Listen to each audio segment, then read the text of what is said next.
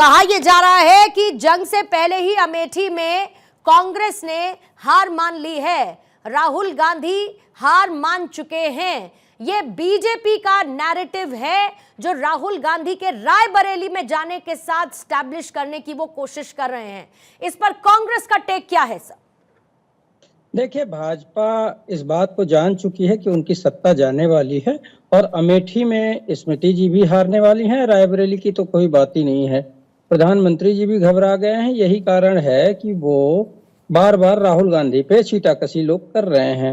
जनता ये कह रही है कि स्मृति जी झूठ बोलकर आई थी, 13 रुपए किलो चीनी की बात करती थी, फैक्ट्री लगाने की बात करती थी, एक भी फैक्ट्री नहीं लगी है, लड़के बेरोजगार हैं। पत्रकारों ने अगर सवाल किया तो कहा तुम्हारे मालिक को देख लूंगी, और उस पत्रकार को नौकरी से निकलवा दिया, वहां पे हॉस्पिटल को बंद करवा दिया। अमेठी की जनता अब ये पूछ रही है कि आपको 5 साल हमने दिया, आपने कुछ नहीं किया, एक भी फैक्ट्री नहीं लगवाई, किसी को रोजगार नहीं मिला।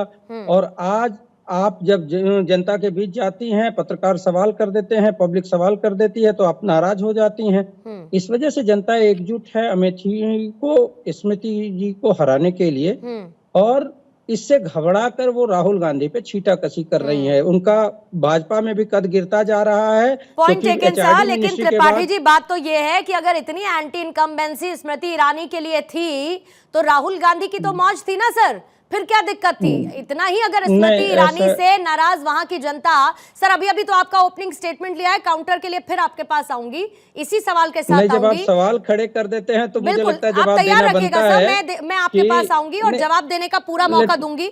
अनुजा कपूर, आपके पास आते हुए अब क्यों इस बात को लेकर बीजेपी को तकलीफ होने लगी है कि भाई रायबरेली से क्यों लड़ रहे हैं राहुल गांधी?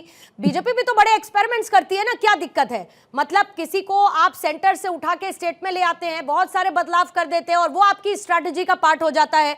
मान के चलिए कि अगर कांग्रेस ने अपनी कोई स्ट्रैटेजी तैयार की और राहुल गांधी को अमेठी से ना उतारकर, जहां पर वो पिछली बार 55,000 वोटों से स्मृति ईरानी से हारे थे, वहां से ना लाके अगर रायबरेली से उतार दिया तो बीजेपी को क्या समस्या इससे?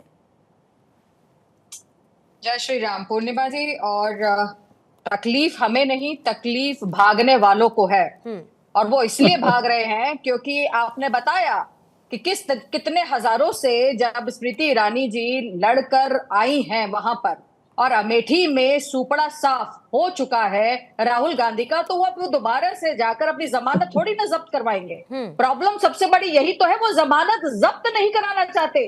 मुझे तो हैरानी इस बात की है, अपने आप को तो बहुत प्रधानमंत्री के सेवक की तरह बोलते थे, मैं प्रधानमंत्री बनूंगा। अरे तो वाराणसी से क्यों नहीं लड़ रहे भाई? मोदी जी तो वही है, तो वाराणसी से लड़ लेते, तो वहां तो जा नहीं रहे, अब रायबरेली में घुस गए। अरे जिस रायबरेली में आपने इंदिरा गांधी जी के बाद कभी पर नहीं मारा, आज आप वहां पर जा रहे हैं। राहुल गांधी बाबा शहजादा जी क्यों नहीं पूछेंगे मोदी जी की वाराणसी क्या कंपेयर हो जाएगा इंदिरा गांधी के टाइम से? क्योंकि आप तो कहीं पर दिखे नहीं। और जहां अमेठी की बात करते हैं तो आज अमेठी के अंदर मुझे जो बताते हुए गर्व होता है, 7,000 करोड़ से ऊपर का इन्वेस्टमेंट। ठीक है अनुजा, लेकिन वाराणसी का कोई कंपैरिजन अमेठी रायबरेली से क्यों मैं कह रही हूं?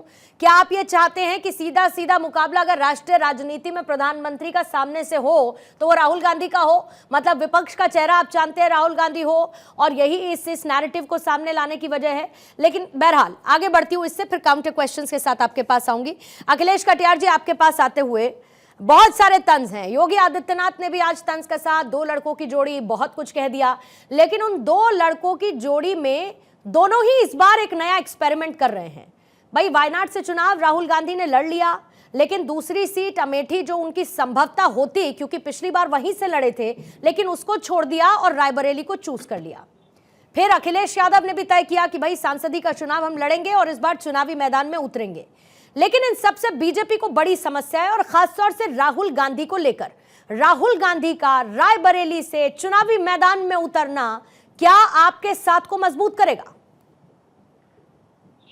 पूर्णिमा जी नमस्कार। आप जो बीजेपी के प्रवक्ता और बीजेपी जो नेता जिन मुद्दों पे बयान दे रहे हैं कि कौन सा नेता सपा का कहां से लड़ेगा, राहुल जी कहां से लड़ेंगे, ये संगठन के आंतरिक फैसले होते हैं। और वो समय समय पे बदलते रहते हैं। भारतीय जनता पार्टी को इन चीजों पे चिंता करने से ज्यादा उन्हें इस बात पे चिंता करनी चाहिए कि 10 साल में जो उन्होंने जनता को हर बात पे झूठ बोल के ठगा है, तो आप उस बहस को इस बहस की तरफ जो मोड़ने की नाकाम कोशिश कर रहे हैं वो सफल होने वाली नहीं है। हमारे नेता माननीय अखिलेश यादव जी फ्रंट फुट पे लड़ने का काम करते हमेशा है। जब कन्नौज की जनता ने आकार मचाया कि नहीं साहब आप यहाँ से नेतृत्व करेंगे, और बहुत सारे लोग लखनऊ पहुंच गए, तो अखिलेश जी ने कहा भाई मैं समय नहीं दे पाऊंगा क्योंकि मुझे पूरे देश में चुनाव में हिस्सा लेना है। तो वो उस समय जनता ने, हमारे कार्यकर्ताओं ने फैसला लिया। बीजेपी के नेताओं को इस पे बात करने के बजाय अपने 10 साल की उपलब्धियों पे बात अगर जनता के बीच में करें तो ज्यादा कारगर होगी। ठीक है अखिलेश माफ कीजिएगा क्योंकि 1 मिनट का आपका ओपनिंग स्टेटमेंट का समय खत्म हो चुका है। फिर मैं आती हूँ आपके पास। रामकृपाल सर आपके पास आते हो और आपके पास भी सर 1 मिनट का शुरुआत में रहेगा लिमिट ओपनिंग स्टेटमेंट के लिए, इसलिए मैं चाहूंगी कि इसको बड़ा क्रिस्प और समझाते हुए रखिएगा। समस्या किसको ज्यादा होनी चाहिए, राहुल गांधी को कि वो रायबरेली से चुनाव मैदान में है या सुरक्षित सीट मान के खुश रहना चाहिए, या बीजेपी को ज्यादा दिक्कत होनी चाहिए कि जहां स्मृति ईरानी सोच रही थी कि अमेठी से मेरे अगेंस्ट राहुल गांधी होंगे, अब वो नहीं है? दिक्कत ज्यादा किसको है? देखिए, आपने बहुत अच्छा सवाल किया है। दिक्कत मेरा यह कहना है कि बीजेपी 300 सीटों से ऊपर पिछली बार आई थी, राज कर रही है। कांग्रेस 52 सीटों पर सिमट गई। एक राष्ट्रीय पार्टी जिसने 60 साल राज किया, उसके किसी भी नेता को कहीं भी छूटा, कहीं से भी लड़े। सवाल इस बात का है कि बात इस राहुल गांधी के एक सीट जीतने या न जीतने की नहीं है। राहुल गांधी के को ये चिंता होनी चाहिए कि कांग्रेस पार्टी क्या फिर एक राष्ट्रीय पार्टी के रूप में चुनौती देने की स्थिति में आएगी। अगर राहुल गांधी का रायबरेली से चुनाव लड़ने में उनके इस लक्ष्य की में 2 कदम आगे बढ़ते हैं तो इसका स्वागत किया जाना चाहिए। एक राष्ट्रीय पार्टी के खिलाफ दूसरी राष्ट्रीय पार्टी बतौर विकल्प तैयार हो, ये भारतीय लोकतंत्र के लिए सुखद है। लेकिन मैं जहां तक समझता हूं, सिर्फ राहुल गांधी, क्योंकि सिर्फ 17 सीटें उत्तर प्रदेश में मिली हैं और कांग्रेस राहुल गांधी के 2 जगह से लड़ने का मतलब है कांग्रेस की 1 सीट और कम हो जाएगी। ठीक है, तो अब ये 4 तारीख को पता चलेगा। ठीक है सर, ठीक है। माफी के साथ सर मैं भी चाहती हूं कि थोड़ा, क्योंकि आपका एक लय बना रहता है वो टूट जाता है, मैं समझती हूं इस बात को, लेकिन आती हूं मैं आपके पास। सर्वेश जी आपके पास आते हुए आपका इस पर क्या टेक है, क्योंकि राहुल गांधी ये कह रहे हैं कि अमेठी और रायबरेली दोनों मेरा परिवार है, मां ने मुझे अपनी कर्म भूमि में काम करने का मौका दिया, ये मेरे लिए भावुक पल रहा। जाहिर है कि एक सिंपैथी और एक इमोशनल फैक्टर कहीं ना कहीं राहुल यहां पर बिल्टअप करते हुए नजर आ रहे हैं। लेकिन मैं ये समझना चाहती हूं कि ये तो पार्टी की अपनी स्ट्रैटेजी है ना, इससे दिक्कत क्या है? राहुल गांधी अमेठी से लड़े, राहुल गांधी रायबरेली से लड़े, या दोनों से ना लड़के सिर्फ और सिर्फ वायनाड से लड़े? ये तो कांग्रेस का अपना टेक है ना कि वो कहां से राहुल गांधी को चुनाव लड़वाती है और कहां से नहीं। लेकिन पूर्णिमा जी देखिए, बहुत बहुत धन्यवाद आपको मुझे इस आपके दहाड़ प्रोग्राम में शामिल करने के लिए। लेकिन आपने जैसा बोला कि ये कांग्रेस पार्टी का निर्णय है, सचमुच कोई भी पार्टी, आप बीजेपी को ही देख लिए, कितने नेताओं को टिकट काटती है, कहीं किसी को कहीं दूसरे जगह से लड़ाती है, ये उस पार्टी का पर्टिकुलर अपना निर्णय होता है। लेकिन कांग्रेस पार्टी चूंकि बीजेपी के टक्कर में है और वो प्रिंसिपल अपोजिशन पार्टी का वो रखती है, ऑल्दो उसके पास उतनी सीटें नहीं है, लेकिन इसीलिए ये नैरेटिव्स होता है। अब देखिए, ये हम सभी जानते हैं कि जो यूपी जीतता है वही सेंटर में गवर्नमेंट बनाता है। यूपी में 2014-19 में मोदी लहर में भी माननीय सोनिया गांधी जी ने रायबरेली को बचाए रखा। 2019 में, जी सॉरी, 2014 और 19 में। देखिए 2014 में उन्होंने 3,52,000 से ऊपर वोटों से जीता था, लेकिन वही जीत का मार्जिन 2019 में आते आते 1,67,000 हो गया।